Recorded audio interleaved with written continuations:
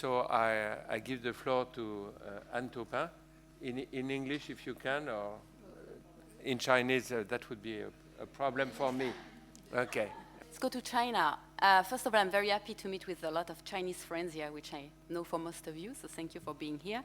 Before we begin, just to let you know, the last 5 years I spent in China, I was working for Invest in France agency, and I daily met with Chinese CEO of big to speak to you today.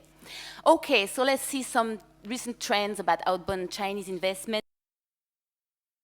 Companies outside are very new. It began in the 2000s with the Zhou, which you all know.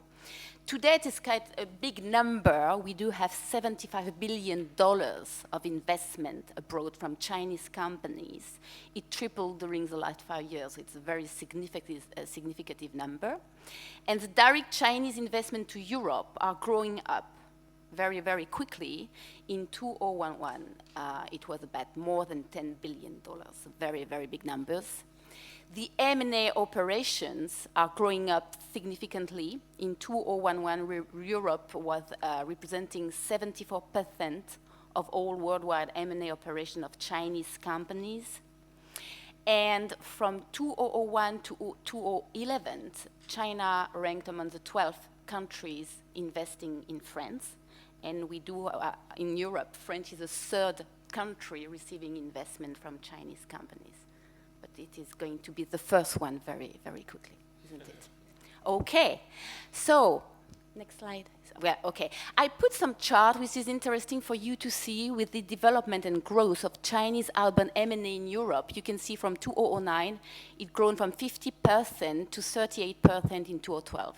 So a very significant growth. Okay, so what is the Chinese context of company going global?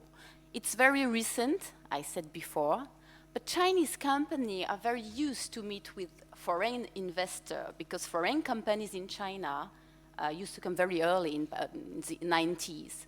So in China, and some of them went to China already, you are used to be very well received by Chinese investors. They are used to receive us, to speak with us, and to, take care of us when we go to China. The thing is, when Chinese companies come to France, it's not the same story because it's not very easy. Of course, it's a country with a lot of cultural points, very important. So I would say language, culture are the main issue our Chinese investor met in France. But, however, this is significant with Chinese company. They learn very quick, and especially they learn from their mistakes, which we in France do not do all the time. So it's very good to learn that. And the most important intercultural issues come from M&A operations because up to date we do have more than 150 Chinese companies in France. And M&A operations are very important in these 150 companies.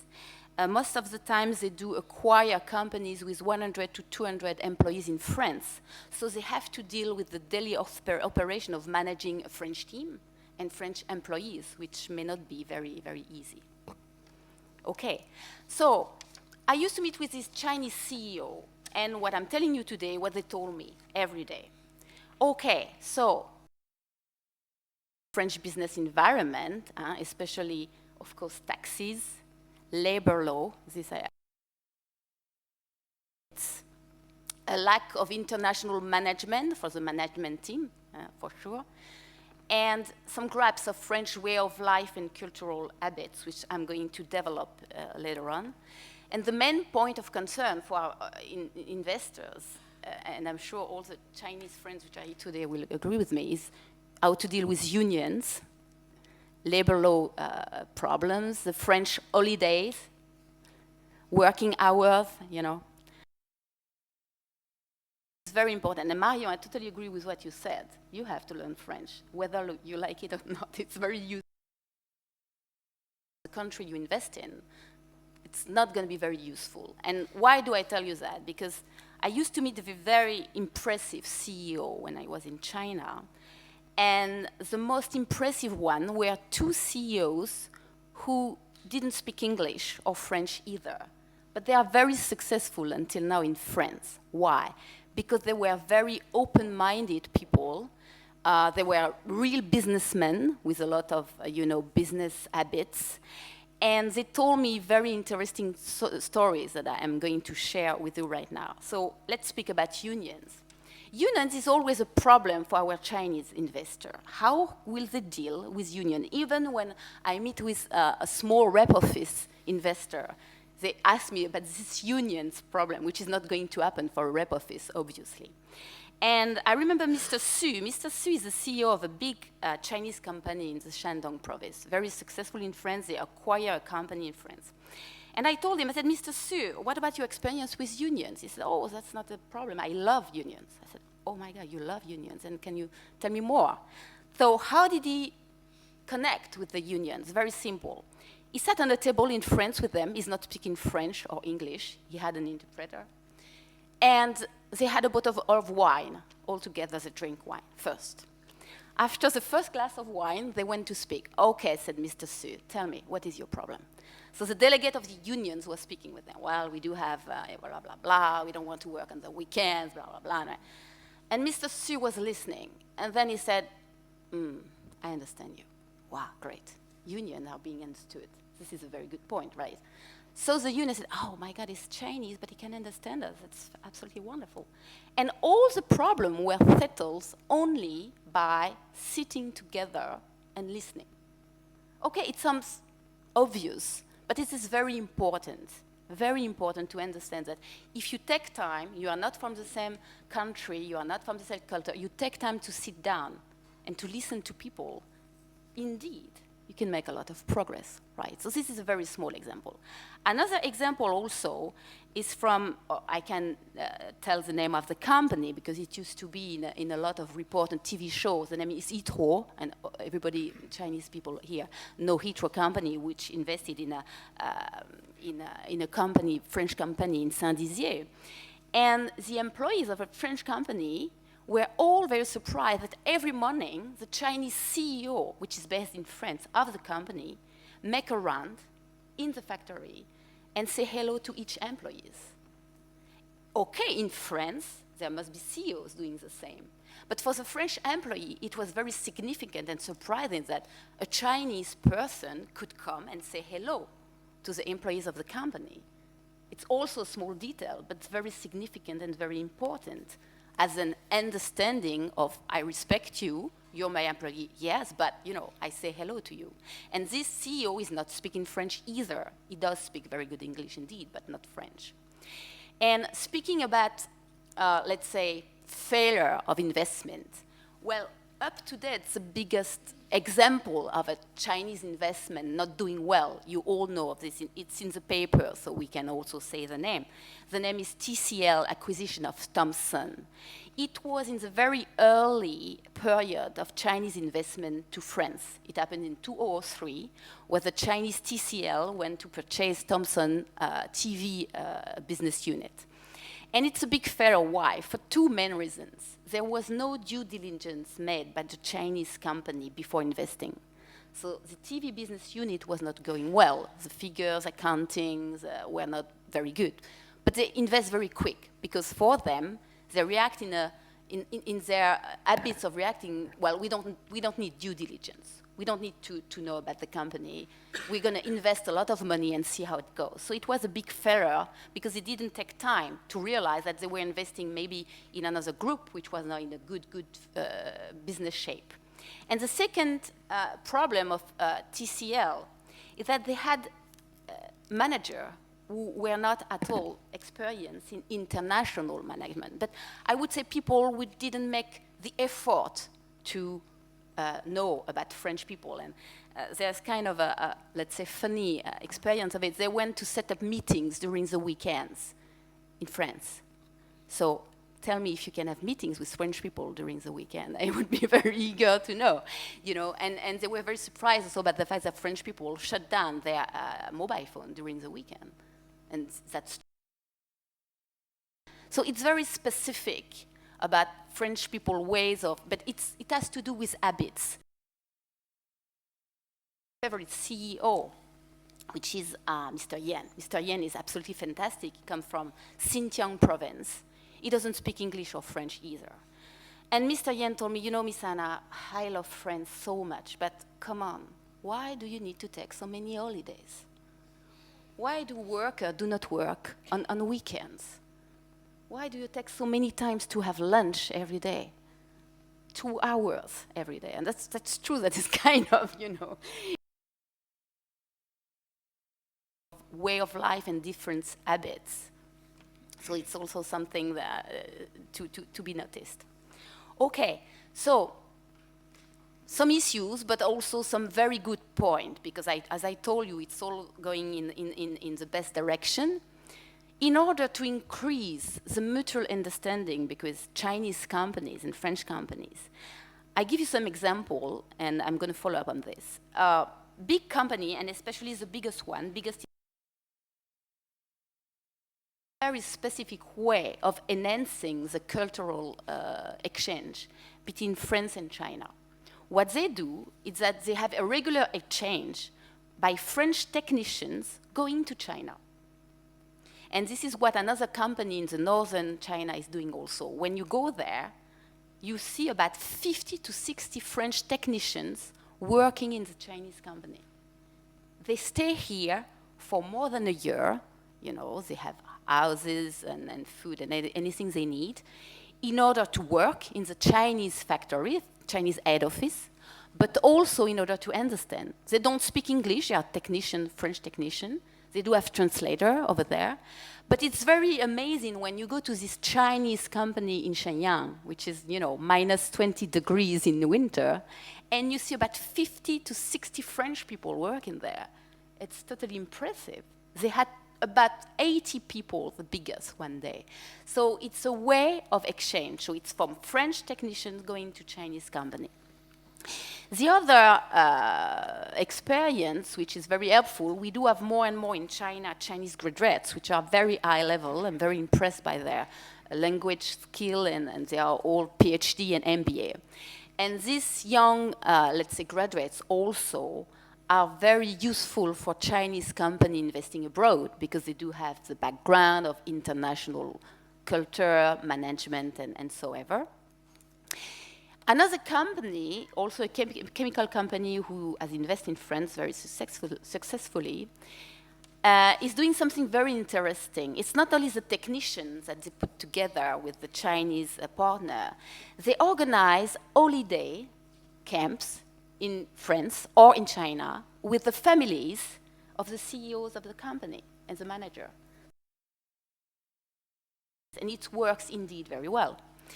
And another thing also which is going in the trend in China, you see more and more of it in big groups, in business units of the head office in China, manager. So there's this big group in Beijing where in each business unit you find an Australian CEO, an American CEO, a German CEO. Up to date there is no French CEO, but it's going to come obviously. And it's also a way to exchange. The due diligence practice also are very important in developing, and well, no need to say, but if you want to communicate, you'd better listen, be patient, and be perseverant.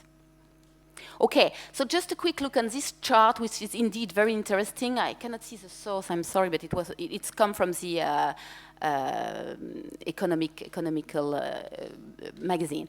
Anyway, let's have a look at the China part, because this is the effect of cultural factors or differences in a company international expansion, and we can say that China is not alone. Look at the number. It creates difficulties at 67% for Chinese investors, but you can see the same for everybody. So meaning that it's still the key and a very important element to take care of when you invest. Next chart, also very interesting. It's a survey about Chinese CEOs in the biggest difficulties and challenges they met when they invest abroad. So we can see at 82%, this is the lack of management experience. Of course, and it's recognized by CEOs themselves. And of course, the understanding of local regulations, which is always very, very difficult at 73%. And 63%, of course, the difference in culture, which we all know about. Okay, so as a quick conclusion, we all know in this context of globalization, whether it's for French companies going to China or Chinese companies coming to France, the issues are all the same. It's very important to understand these intercultural insights and management issues. I would say in China, when you go to China, there are also some cities or regions which are not, in the same practice toward foreign investment, and this will take some time, but progress are very quick indeed. And very quickly. So new measures, new approaches, we see more and more success, and obviously we do hope that there will be more and more Chinese companies investing in France. Thank you very much.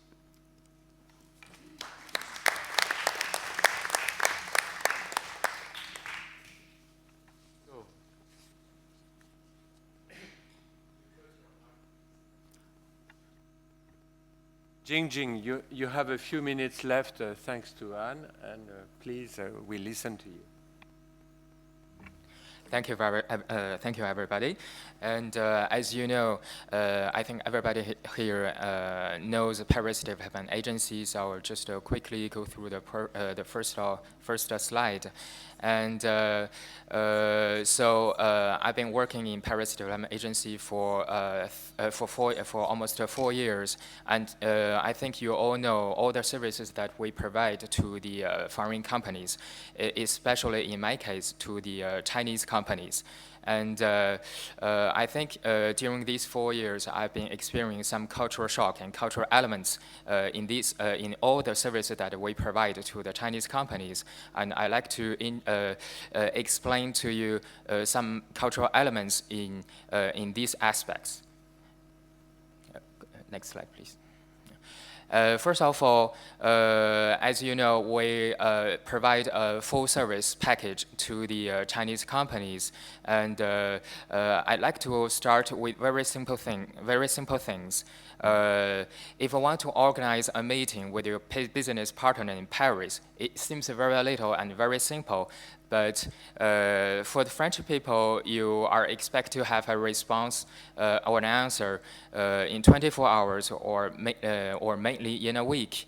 Or on the contrary, for the Chinese companies, they usually expect an answer immediately or in 1 day. This is a kind of a cultural difference because not because French people are lazy, it's not that.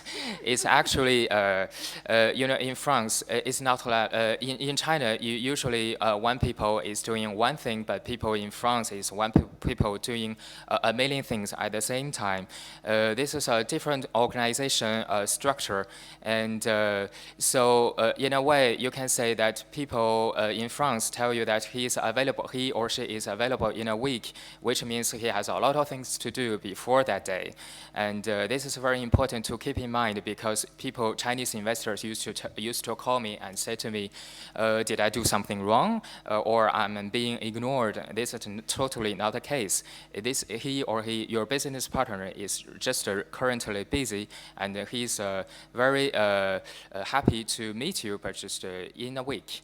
And another point is that considering the cancellation of the meeting, of course, with the French partners, you can have a meeting, and when you have a date, you can really count on it. Sometimes you get canceled at the last moment, but it's relatively rare. For the, I think.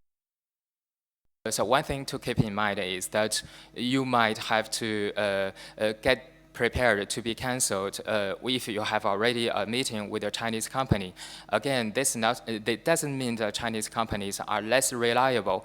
It's, in my way of understanding, is that Chinese companies are more like opportunity goers. So if if you prefer, this is a kind of in his or her business schedule, he has to juggle the different meetings, and sometimes he or she has to cancel.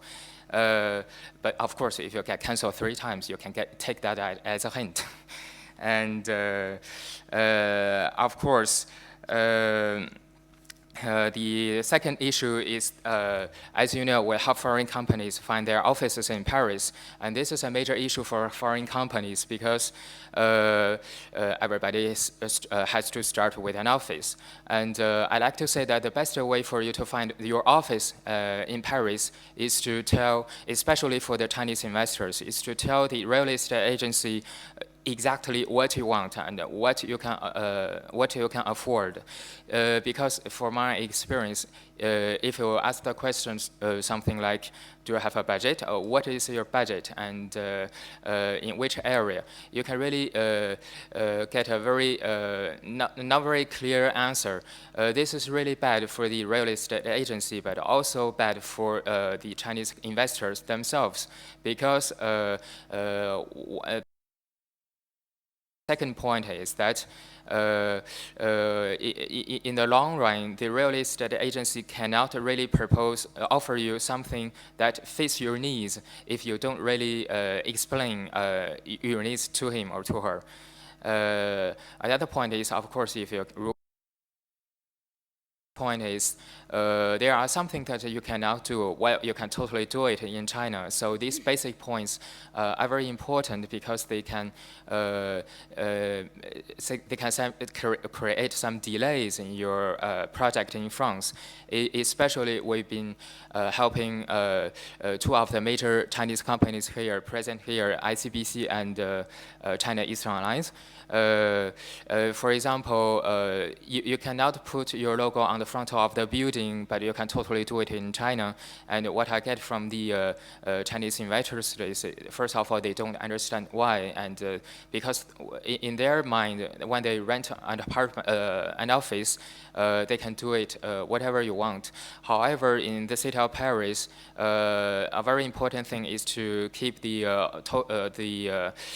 style of the city, especially in terms of the Osmania style buildings, which doesn't mean you cannot do something to advertise your company.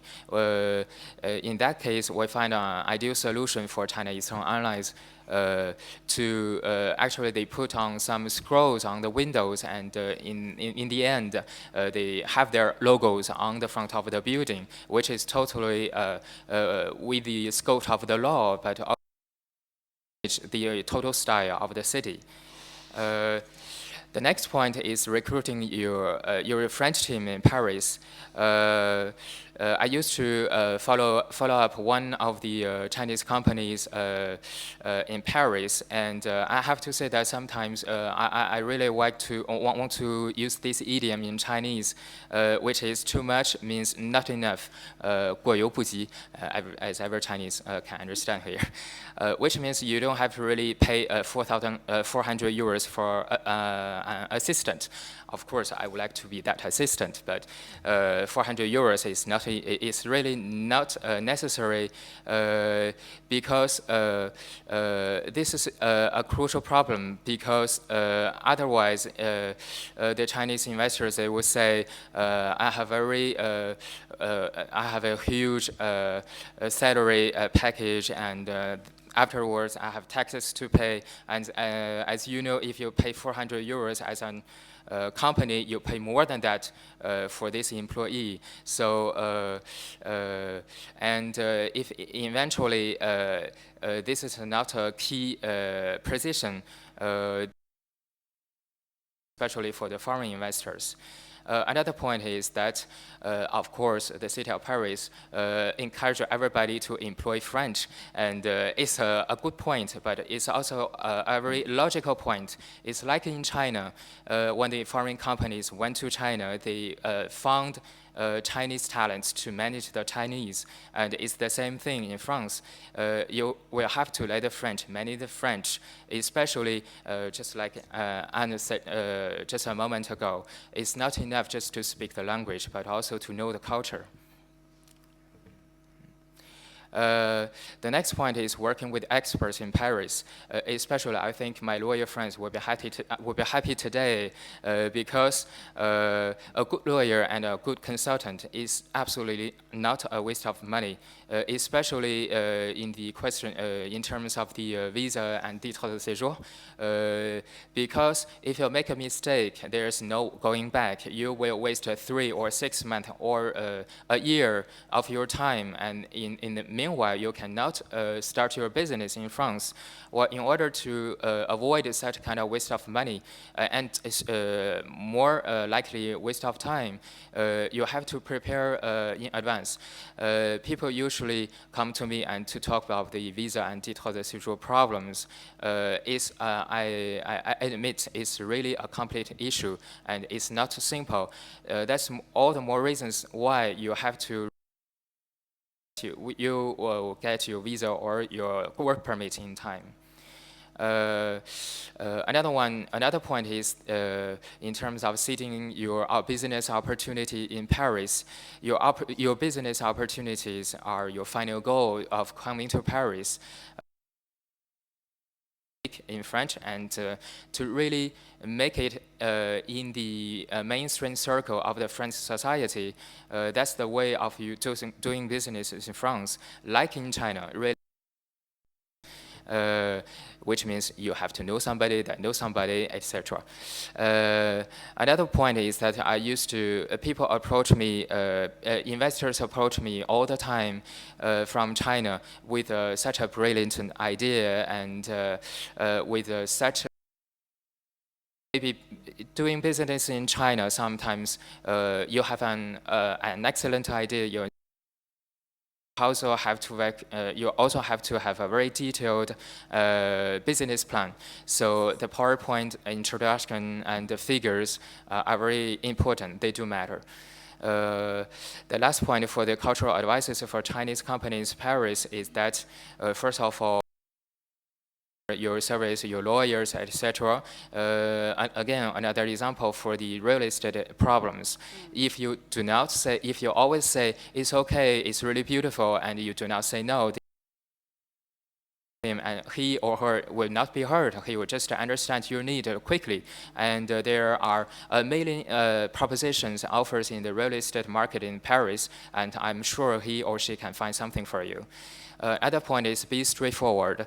There's a song actually which is a little bit funny to describe Tokyo girls, their way of doing things, but I think it's the same for the Chinese girls or Chinese men, which means when they say yes, it means no, and they say no, it means maybe.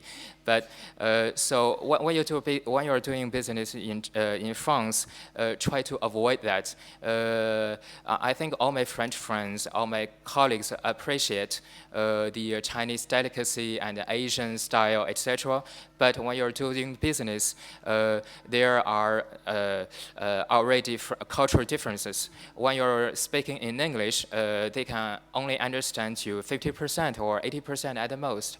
And if you are not being straightforward, he will understand you less, which why I think being straightforward is a very good point. That's mainly the message. Thank you. Bravo. Merci, Jingjing.